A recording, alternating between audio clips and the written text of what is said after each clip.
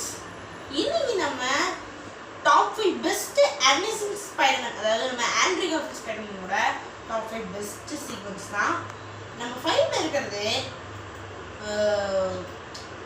Amazing Spiderman 2ல அவர் பண்ணுற ஸ்கேட் போர்ட் சீக்வன்சஸ் தான். லைக் அது ஒரு மாதிரி வித்தியாசமாக இருக்கும்.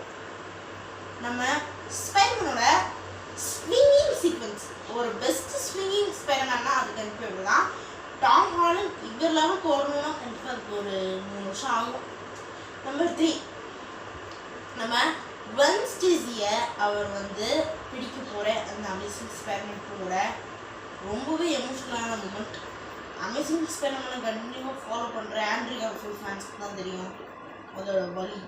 சூப்பரான ஒரு எமோஷ்னல் மூமெண்ட்.